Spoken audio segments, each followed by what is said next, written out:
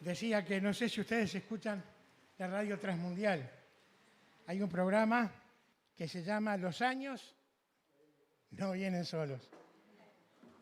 Y es verdad, lo estamos experimentando en nuestra vida. Yo los escuchaba cantar, cuando yo era joven también cantaba fuerte. Ahora si canto no hablo, así que tengo que hacer un esfuerzo por callarme la boca para poder hablar, porque hasta las cuerdas vocales, aunque no lo quieran creer, también se cansan. Oh, qué buena idea. Ahora las rompo todas juntas. Gracias. ¿Este teléfono de quién es? No sea cosa que empiece a sonar y... No, creo que no. Cualquier cosa hago señas. Ah, qué bueno. Esto es consecuencia de trabajar solo por muchos años de mecánica pesada, tractores, camiones, y hacer mucha fuerza mal hecha, y estoy pagando las consecuencias. Pero ese no es el tema. El tema es que hoy yo no iba a estar acá. Y yo me preguntaba, ¿por qué estoy acá? Bueno, la causa es que Enrique tenía que estar acá y está enfermo y me pidió si yo lo podía suplir. No voy a llegar a la altura del mensaje de Enrique porque son diferentes mensajes. Los mensajes míos son para escuela dominical. Nadie puede decir, no entendí, porque yo trato siempre de hablar lo más sencillo posible. Mi dicho es, yo hablo para las ovejas. Las jirafas, ¿saben lo que tienen que hacer? Abrir las patitas y bajar el cuello. ¿La vieron cómo toman agua y cómo comen? Bueno, esto quiere decir que los que tienen mucho conocimiento bíblico pueden bajar un poquito y recibir también la palabra. No me conocen mucho, pero los que me conocen saben que yo siempre le pongo un título al mensaje. Por lo menos si no se acuerdan del mensaje, se van a acordar del título. Lo titulé La duda. La duda. Había una serial hace muchos años atrás, tal vez por el año 2004, porque yo me jubilé en el 2006 y yo llegaba de apuro para verla porque me gustaba. Era una serie de un abogado que se llamaba Matlock, un hombre que siempre usaba traje gris. Abría el ropero y eran todos grises los trajes. No tenía ahí duda de qué se iba a poner. Siempre usaba el mismo. Y este era un abogado muy inteligente y él usaba una palabra en el alegato final, en el discurso final, antes de que aquellas personas pasaran a deliberar si aquel hombre era culpable o no, usaba lo que se llamaba la duda razonable. La duda razonable. ¿Qué quiere decir la duda razonable? La duda razonable es cuando no se puede probar, porque no hay cosas contundentes para culparlo a la persona, y tampoco hay pruebas para declararlo inocente. Entonces hay una duda. Ahora, ¿qué dice el diccionario de duda? Primero les pregunto a ustedes, para ustedes, ¿qué es la duda? ¿Cómo definimos la duda? No estar seguros de algo. El diccionario dice, indeterminación del ánimo entre dos juicios o dos decisiones acerca de un hecho. Tenemos dos cosas que prácticamente son totalmente diferentes y tenemos que decidir. Saben que muchas veces los resultados a las consecuencias o las consecuencias de la duda son catastróficas, son tremendas porque con el tiempo nos damos cuenta que nos hemos equivocado y aquellos que tenemos más años podemos decir que esto es verdad. Frente a la pregunta es, ¿lo hago o no lo hago? ¿Lo digo o no lo digo? Especialmente en esto fallamos. Muchas veces decimos lo que no tenemos que decir y, como se dice vulgarmente, metemos la pata. La duda. Me llamó la atención, una vez que fui con un viejo auto que tenía a Brasil a visitar un pariente en Porto Alegre. Un cartel que decía al costado de la ruta, se los voy a decir en portugués y el que sabe portugués va a entender y después se lo voy a traducir en mi traducción propia. Decía este cartel, sobre a dúvida não ultrapasse. ¿Entendieron lo que quiere decir? Quiere decir, sobre la duda, si tiene dudas, no se adelante, no pase ese vehículo. Ustedes saben que los accidentes fatales en la ruta son producidos por errores humanos y el error que influye más es la duda. Viene atrás del vehículo, lo paso, no lo paso, tengo tiempo, no tengo tiempo, se tira, ¡pum!, chocan de frente. Las carreteras están más peligrosas que nunca, es tremendo. Saben que hay gente que igual te pasa por la derecha, por la banquina, no sé, van a vacacionar y van desesperados y se vienen a matar al Uruguay, especialmente los argentinos. Qué pena la persona como es, no puede ir atrás. A veces te avanza para ocupar un solo lugar y yo decía, pero si ahí está el peaje. Adelantó un auto solo, pasó en raya amarilla para parar 10 metros delante mío. No entiendo, pero la gente es así. Y a veces nosotros, lo digo por mí, a veces yo también me transformo detrás del volante. Nos pone impacientes algunas cosas. No digo nada, no grito como lo hacía cuando era joven, porque ahora está difícil la cosa. Además, tampoco podría hacerlo. Bien, saben que no hay tiempo para pensar cuando uno va en la ruta si pasa o no pasa. Es cuestión de segundos. No tiene mucho tiempo para hacerlo. Y a veces, entonces, termina en catástrofe. Ahora yo me preguntaba, ¿cuál es el resultado de la duda? ¿Qué cosas nos lleva a dudar? ¿Por qué dudamos a veces? ¿Cuál es el problema? Yo les voy a decir para mí cuál es el primer factor que nos causa la duda. Y para eso vamos a leer en Mateo, en la palabra de Dios para el hombre. Yo no digo para el hombre y la mujer, no me gusta. El hombre genéricamente implica todo, para el hombre. ¿Cuál es el primero para mí, el causante de la duda? Leemos Mateo, capítulo 14, versículos 22 al 33.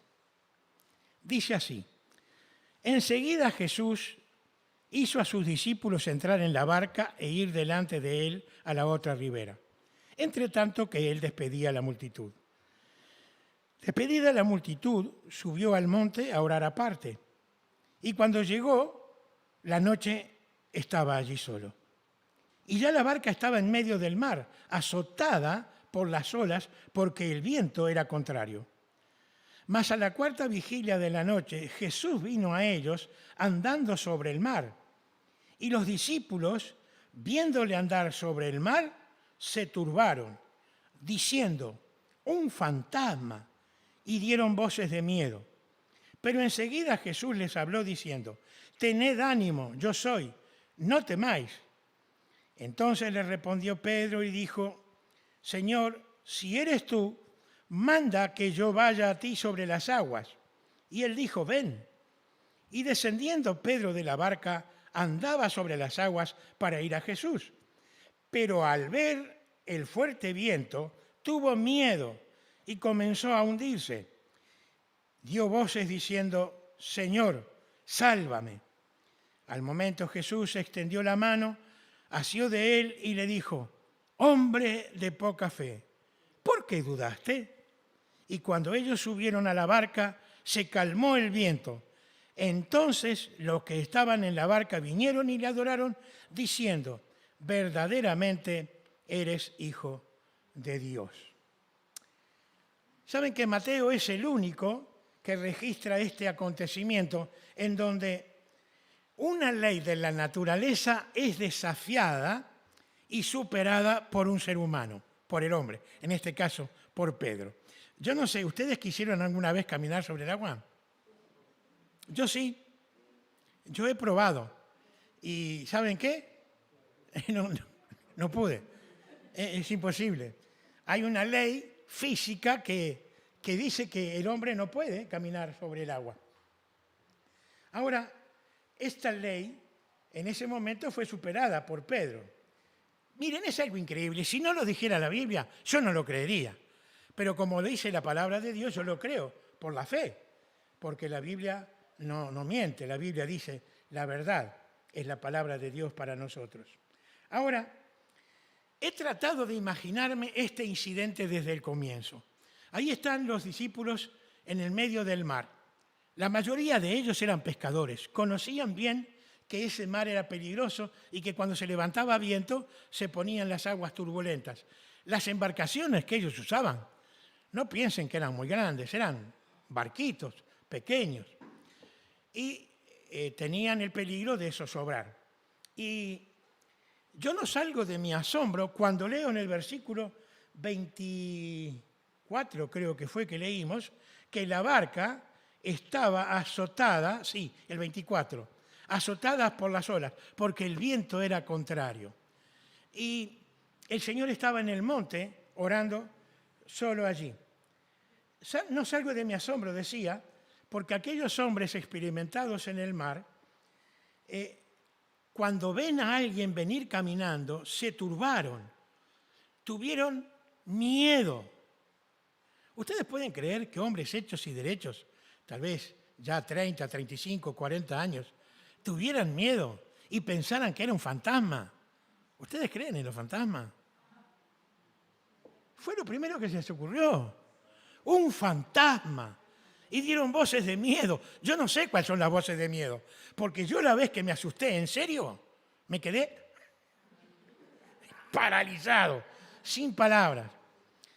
Le habían robado a mi hermana en su casa, vivíamos en la misma granja, allí en Melilla, era una cuadra y media más lejos que vivía mi hermana, y cuando ella llegó estaba todo revuelto y salió corriendo y vino para casa a avisar. Y yo, inconscientemente, entré por la ventana. Era de noche. Fíjense que cuando uno entra por la ventana queda bien expuesto si había alguien a que lo baje de un tiro. Si tenía revólver, no sé. Lo cierto es que la juventud, tendría 19, 20 años, entré en la ventana. No había nadie. Pero cuando salí afuera de la casa y una cosa blanca, grande, hizo...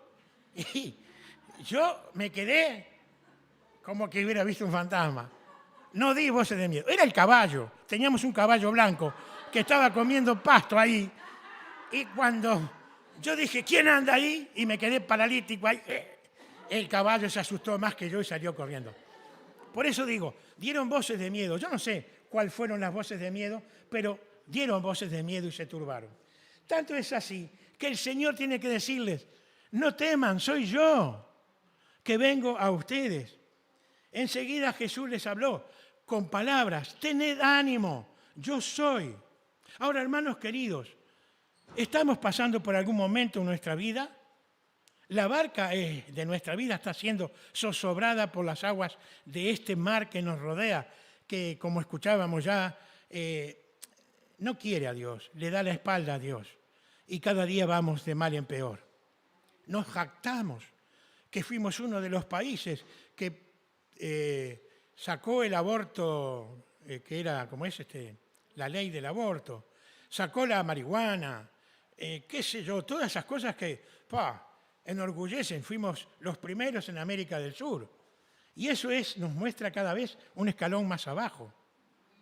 El mundo no quiere saber nada de Dios. Ahora, el Señor le dice, tened ánimo, querido, ten ánimo. El Señor está al control. Aunque parezca que no, el Señor está al control. Pero allí está Pedro. Pedro siempre el impetuoso, ¿verdad? Y se le ocurre una idea maravillosa. Señor, si eres tú, yo lo quiero comprobar. Mándame, o manda, mejor dicho, dice, manda que yo vaya a ti sobre las aguas. Pero Pedro, estás loco. Sos pescador. Conocés bien que el agua no puede sostenerte. Sin embargo, él le dice al Señor, manda que yo vaya a ti sobre las aguas. ¿Qué piensan ustedes de este incidente? ¿Cómo hizo Pedro para bajar del agua? ¿Habrá puesto un pie primero y habrá probado a ver si el agua era... o se tiró de una? Yo creo que se tiró de una. ¿Qué les parece? ¿Pensaron en esto? No lo pensaron, pero los hago pensar. ¿Qué hubieras hecho vos? ¿Qué te reís? ¿Qué hubieras hecho? ¿Te tirás de una? Primero probás. Pero Pedro era impetuoso, por eso digo que él se tiró de una. Si el Señor le dijo, ven, allá voy. Y entonces Pedro allí está quebrando la ley natural de la física. Está caminando sobre el agua. Maravilloso. Y él miraba al Señor, iba derecho al Señor. Pero, ¿saben que me gustan mucho los peros de la Biblia? Tengo algún mensaje con los peros. Hay peros que son maravillosos y hay peros que son tremendos, como este. Pero, dice, ¿qué hizo Pedro? Al ver el viento, claro, el viento no lo vio, lo que vio era el efecto del viento sobre las olas, porque las olas las causa el viento. Y entonces él, ¿qué hizo? Miró sus pies y comenzó a hundirse. Ahora yo pregunto, ¿fue el Señor que mandó a las aguas que sostuviesen a Pedro? ¿O fue la fe de Pedro puesta en el Señor que le hizo desafiar la ley de la naturaleza? La respuesta ustedes la dirán después. Yo pienso que él, mientras miró al Señor, caminó sobre el agua. ¿Por qué? Porque dice, pero cuando miró el viento, ¿qué tuvo? Tuvo, empieza con M, tuvo miedo. Y para mí ese es el primer causante de la duda. Tuvo miedo. Pero si él venía caminando, si él iba al Señor, y cuando comenzó a hundirse, gritó, Señor, sálvame. Y no estaba muy lejos del Señor, porque dice que el Señor lo agarró de la mano, lo levantó y subieron a la barca. Y cuando subieron a la barca, se hizo grande bonanza. De tal manera, dice, que aquellos hombres que estaban allí quedaron impactados frente a eso tan maravilloso que había ocurrido. La calma. Una cosa es estar en la barca y otra cosa es estar caminando sobre el agua. Yo no sé en dónde estás tú espiritualmente, si estás en la barca azotada o estás por fe andando sobre las aguas turbulentas de esta vida. Pero tienes que saber que si quitas los ojos del Señor, vas a comenzar a hundirte en la duda. Y la duda te va a llevar cada vez más lejos del Señor. Pablo trata de explicarle este misterio a los filipenses, la gran autoridad y el poder de Dios. Y él dice, desde el capítulo, en el capítulo 2 del versículo 5, la última parte en adelante, les dice a los filipenses, Cristo Jesús, el cual siendo en forma de Dios, no estimó el ser igual a Dios como cosa a que aferrarse, sino que se despojó a sí mismo, tomando forma de siervo hecho semejante a los hombres. Y estando en la condición de hombre, se humilló a sí mismo, haciéndose obediente hasta la muerte y muerte de cruz. Algunas de las canciones que se cantaron decía esto bien clarito. Y aquí tenemos al Señor humillándose de tal manera que tomó forma de hombre y fue obediente. Un creyente escribió un himno que le gustaba mucho a mi papá. Decía, qué gran misterio tan incomprehensible. El Verbo se encarnó y al mundo descendió. Me perdí. Y el mundo descendió. El plan oculto revelóse al hombre y por su tierno amor me levantó. ¿Lo conocen el himno? Qué bella historia. Ese himno fue escrito por un hermano que sin duda, poeta cristiano, antes de escribir este himno, estuvo leyendo el primer capítulo del Evangelio de Juan. En Juan, me encanta el Evangelio de Juan, es un evangelio tan precioso, tan, tan suave, tan cariñoso, pero a la vez cortante. Él no anda con gre para decir Gregorio, él pone los puntos sobre las sillas. Y él dice en el primer capítulo de Juan, el Evangelio de Juan, en el principio era el Verbo, y el Verbo era con Dios y el Verbo era Dios. En el principio con Dios. Era en el principio con Dios. Todas las cosas por Él fueron hechas y sin Él nada de lo que ha sido hecho fue hecho. Y el versículo 14, que creo todos lo saben de memoria. Y aquel Verbo fue hecho carne y habitó entre nosotros y vimos su gloria. Gloria como del unigénito del Padre, lleno de gracia y de verdad. Cuando yo pensaba en esto, queridos, vinieron para mí estas palabras que las hago mías, las palabras de David. Y puedo expresar con David cuando pienso esto. Tal conocimiento es demasiado maravilloso para mí. Alto es, no lo puedo comprender. Escapa a mi mente, a mi memoria tan pequeña y tan finita, esto maravilloso que el Señor hizo. Hacerse hombre, nacer en Belén. Aquel que era sin tiempo, entró en el tiempo, en la persona de un bebé tan indefenso. Aquel era Dios encarnado. Alto es, decía David, no lo puedo comprender. Salmo 139, 6. Pero como decía yo, por fe lo creo y lo acepto. Ahora, queridos, si nosotros estamos caminando por este mundo siendo cristianos, dudando de algunas cosas y estamos con miedo, con temor por las olas que nos azotan, como leíamos en el versículo 24, sabemos que no es nada fácil seguir al Señor en este tiempo. Vamos a tener que sufrir, como lo sufrí yo en la Intendencia, el antro más grande de perdición de Montevideo está allí, en la Intendencia. Miren, es tremendo. No sé si hay alguien que trabaje en la Intendencia acá. Si trabaja en la Intendencia me va a dar la razón. Corrupción total por todos lados. Aunque parezca que tienen el arito de santos. No, no hay ninguno. Son todos corruptos, o la mayoría, porque es malo generalizar. Sufrir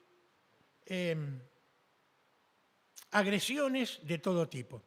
Yo siempre le digo a los muchachos cuando les hablo en Manga, miren, lo primero que tienen que hacer cuando empiezan en un trabajo, en un estudio, tienen que decir que son cristianos. Lo primero, porque esas cosas les van a evitar muchas otras que van a venir después. Invitaciones a las cuales tenemos que decir que no. Les cuento una. No sé hasta qué hora tengo. Para muestra basta un botón. A fin de año, se festejaba fin de año. Y no solamente yo trabajaba en Canelones y Eduardo Acevedo en el famoso Computés, donde se ponía el auto en una máquina y ahí se decía si tenía las ruedas mal, los frenos, qué sé yo, una máquina de Israel, una máquina judía. Y se solía hacer una fiesta. Y se habían propuesto entre todos que yo me emborrachara. Porque me preguntaron, ¿tomas vino? Sí, tomo vino. Entonces, había 3 o 4 que estaban encargados de llenarme siempre el vaso a mí. Como hacía calor, era fin de año, habían armado todo en un lugar como este, más o menos la oficina, habían corrido los escritorios y habían armado una mesa. Y ahí en ese ambiente había 5 o 6 pinitos. Pinos, ¿saben lo que son los pinos? Chiquitos, chiquitos más o menos, en una maceta. Y yo estaba al lado de uno de esos. Entonces, yo, cuando nadie me veía, agarraba el vaso de vino, pum, lo tiraba al pino y ponía el vaso vacío y me servía Coca-Cola. Cuando me tomaba la Coca-Cola, mágicamente el vaso aparecía lleno de vino otra vez. Y yo cuando nadie miraba, agarraba, pum, al pino. Y ellos estaban asombrados. Dice, qué cultura alcohólica que tiene, a ver, que no se emborracha. Lo que pasa, ellos no sabían lo que yo estaba haciendo. Pasado el tiempo, el pino se secó. Miren qué vino. Y yo les conté, me querían matar. Tiraste el vino, era un pecado para ellos tirar el vino. Le digo, pero ustedes querían hacer algo conmigo y yo no. Les cuento eso porque es realidad. Quieren hacernos caer. ¿Saben por qué? Porque nos envidian. Porque todos ellos eran divorciados y recasados y qué sé yo, el desastre de sus vidas. Y yo tenía una familia preciosa, formada y siguiendo a Cristo. Y yo sabía que ellos sabían que yo el domingo no trabajaba porque tenía reunión. Y bueno, nos quieren hacer caer. Van a buscar la parte débil. Cuando les dije que tomaba vino, y era cierto, tomaba vino en mi casa, pero un vaso, tal vez 2, y nada más. Porque no tomo como toman las personas hasta caerse tirados al piso. Ese día yo tuve que llevar a 2 compañeros a la casa porque andaban en auto y no podían manejar. Y entonces los llevé, sabía dónde vivían, uno cerca de acá, en Guerra y General Flores, allí, frente a la escuela, por ahí. Y cuando los llevé, que lo bajé yo porque no podía ni caminar, la señora se enojó conmigo. Y yo le digo, pero tenés que estar agradecida que te lo traje porque las llaves del auto están acá, tomalas. Porque él se quería venir manejando, ¿se dan cuenta? No podía ni caminar. El mundo nos envidia. Quieren tener lo que nosotros tenemos, pero no quieren escuchar de Jesús. No quieren escuchar de la palabra de Dios. Y esto es una realidad. ¿Cuántas veces yo traté de hablarles cuando era el momento oportuno? No fui pesado, porque había un inspector que se llama Jesús Suárez, pentecostal, creo que ya se jubiló. Era muy pesado. Cuando lo venían venir, rajaban todo. Porque, claro, los tenía aburridos. No tenemos que ser así. Tenemos que buscar el momento oportuno. El Señor nos va a dar el momento oportuno para hablar. Y allí nos van a escuchar. ¿Les cuento otra? ¿Me tienen paciencia? Llego un día a la intendencia y está sentado en un banco, porque allí esta vez estaba en Aguilar casi agraciada. Nos habíamos mudado, porque lo hacía yo con mi camioneta del taller allí. Y allí están los que pintan la calle, los que hacen los carteles, la herrería, que hacen las cosas para las columnas, los que arreglaban las motos y nosotros que arreglábamos los autos y los camiones. Todos en un lugar muy grande. Y cuando llego, encuentro en un banco por allá en el fondo, sentado un inspector. Se llama Jorge Bermúdez. Hay un creyente que conocemos que se llama Jorge Bermúdez. ¿Lo conocen? Bueno. Y por eso no se me olvida el nombre. Este inspector era el que tenía la moto mejor cuidada. Tenían la Suzuki 500. Hermosa moto, y él la tenía siempre limpita, él estaba siempre prolijo. Era un hombre impecable. De los 50 inspectores, creo que era de los 5 que eran gente. Los demás no servían para nada. Si me escucha alguno, bueno, es verdad, no miento. Porque esto está saliendo por... Llego, estaba llorando. Y yo me acerqué y le puse la mano sobre el hombro y digo, Jorge, ¿qué te pasa? Mi mujer me engaña, me voy a matar. ¿Estás loco, Jorge? Tenés nietos, vos me estás hablando de lo feliz que sos con tu nieta, que te vas a la Rambla y la llevas en bicicleta y lo que disfrutás de tu nieta. Sí, pero mi señora me engaña. Pero todo se puede reponer, todo se puede aclarar. Se puede, si vos la perdonás, volver. Y estuve un rato hablando con él y él lloraba, miren, que a mí me partía el corazón. Estaba deshecho aquel hombre, un hombre más grande que yo. Y le digo, después de hablar un rato, ¿me permitís que ore por vos? Y entonces oré. Y le pedí al Señor que le diera fuerzas a Jorge, que pudiera hablar cara a cara con su mujer, plantearle el problema y de decirle que él la amaba todavía y de arreglar el matrimonio. Y él seguía llorando. Pasó un tiempo, él vivía en General Flores al lado de una fábrica de corcho que está entre General Flores, entre Propios y Luis Alberto Herrera. Hay una fábrica de tapones de corcho. Él vivía allí en un apartamento. No lo vi por un tiempo. Y cuando lo volví a ver, se bajó de la moto y me abrazó. Me abrazó fuertemente, que me erizo todavía hoy, y me dijo, gracias, Abel, gracias, porque llegaste en el momento oportuno. Ese día yo me iba a tirar con el auto en la aduana, al agua. Qué manera espantosa de morir. ¿Se dan cuenta? Sin embargo, el Señor me dio la oportunidad. Yo no sé si Él aceptó a Cristo o no, yo le hablé. No lo vi más, se debe haber jubilado o mudado. Pero la palabra fue sembrada en el momento oportuno. Por lo menos no se quitó la vida, arregló el problema con su señora, que era doctora, allí en la mutualista donde él trabajaba como inspector, en la calle al lado de la Española, una calle que siempre se tapaba de autos, y entonces él estaba allí para que el tránsito fuera más ágil. Les cuento esto, hermanos, porque ustedes también pueden ser en las manos del Señor útiles, pero en el momento oportuno. Él nos va a dar la palabra justa y que nos ayude y que no tengamos duda nosotros de acercarnos, de hablarles a las personas que están a nuestro alrededor. Hay muchos peros en nuestra vida. Pero si yo hubiera hecho esto, pero ya es tarde. La duda. Ahora, la duda, ¿qué les parece? ¿Es pecado? A veces sí, según. Si yo voy por la calle y veo por acá una carnicería que dice chorizos a 179 pesos, cuando sabemos que la carne picada más barata, la que más grasa tiene, sale 370 a 400 pesos. Ustedes no desconfiarían de qué están hechos esos chorizos. Ahí nos viene la duda, esto de que es hecho de perro, no sé. Pero yo no me animo a comer esos chorizos. Hay gente que se anima, pobre, bueno. No sé qué le pasará después de comer esos chorizos y sale ladrando o no. Pero el asunto es que es de desconfiar, ¿no es cierto? Y ahí la duda es buena, porque nosotros nos podemos sacar un problema de encima. Pero la duda frente a cosas eternas, frente a cosas espirituales, es pecado.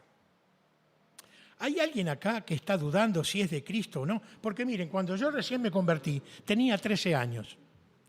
Vivía en un hogar cristiano. Mi papá era anciano de la iglesia en Arrieta, mi mamá venía de familias de muchos ancestros evangélicos de Italia, y yo crecí en ese hogar. Sin embargo, yo me convertí, pero me encontraba haciendo las mismas cosas. Y entonces me entraba la duda, ¿pero me habré convertido o no? Aquello que dije aquel día y que lloré y que dije que había aceptado al Señor, sí es verdad, ¿por qué estoy haciendo lo que estoy haciendo? Y les confieso que muchas veces tuve duda, hasta que un día esa duda desapareció. Cuando un primo mío, que se había convertido conmigo, supuestamente, comenzó a andar por otros caminos y a invitarme a mí. Y yo le dije que no. Ahí me di cuenta de que el Señor estaba en mi corazón.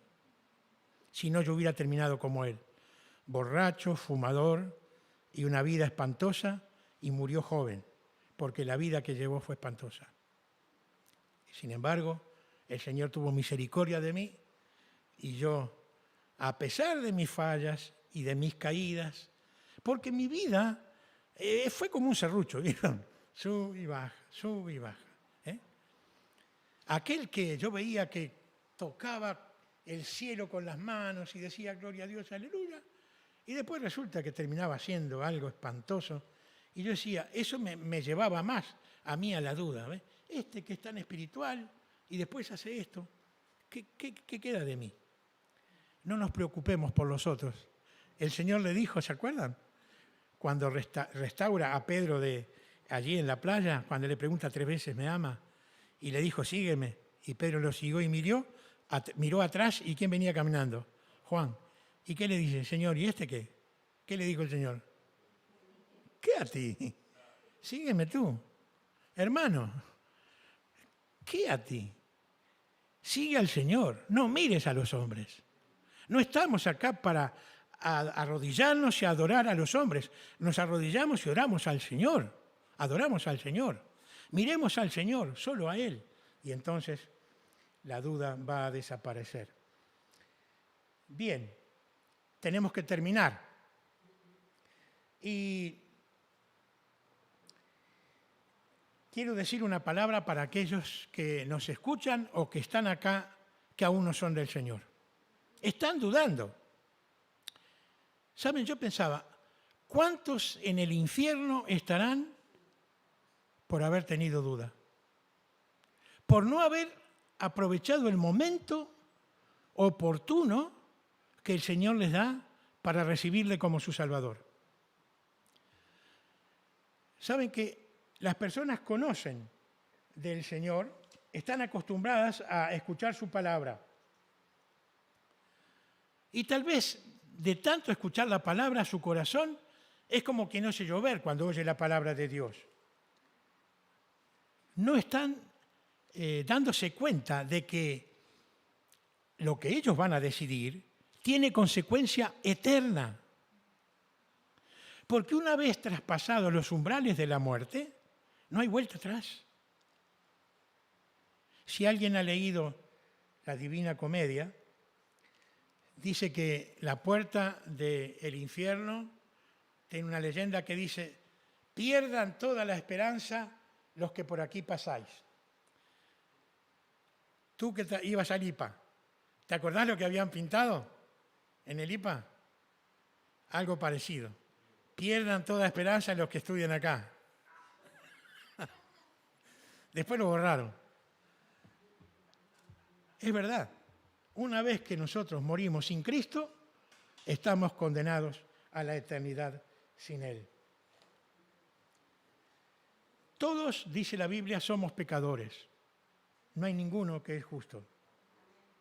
Dice Eclesiastés, ciertamente, capítulo 7, verso 20, ciertamente no hay hombre justo en la tierra que haga el bien y nunca peque. El pecado peor que hay, que puede hacer el hombre, es despreciar la obra de Cristo en la cruz. Todo pecado puede ser perdonado. El Señor perdonó al que estaba al lado crucificado con Él en la cruz. Hoy estarás conmigo en el paraíso. ¿Qué había hecho aquel hombre? No lo sé, pero por algo había sido juzgado y sentenciado a morir de esa forma espantosa como el Señor. El pecado lleva a la persona a la eternidad sin Cristo y sin esperanza. El primer pecado fue cometido por Eva.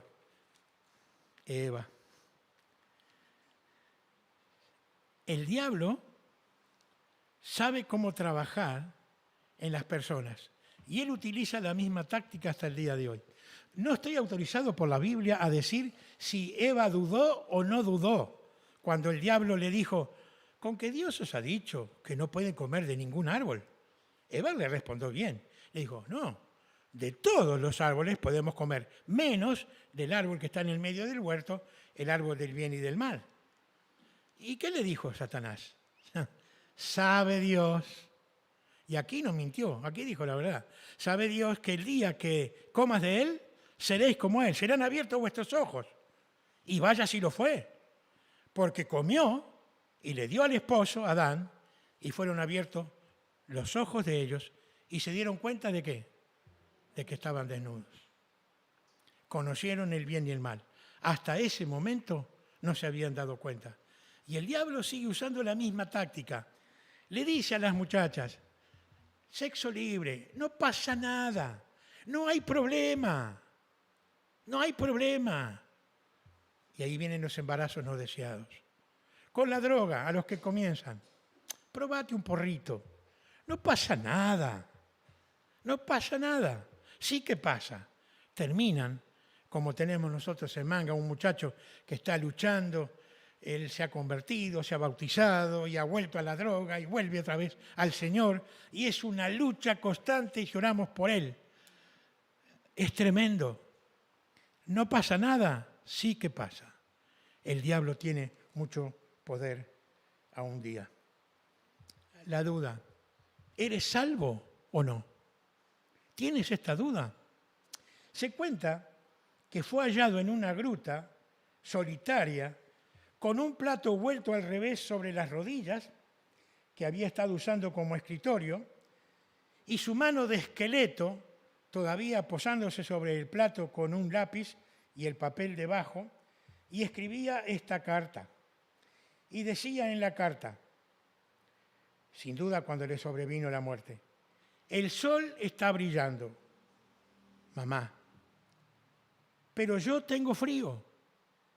Todavía puedo andar un poco hasta la puerta de la gruta, pero esto es todo. No hay sangre en mí, porque no he comido desde hace tiempo. No he visto a ningún ser humano hace más de 40 días. Tengo un mazo de cartas, pero no me gusta jugar al solitario. La única cosa que me preocupa es si Dios perdonará o no mis pecados. Así terminó aquella carta y la vida de un joven explorador en, no sé si lo leo bien, Long Rapid High River, Alberta, Canadá.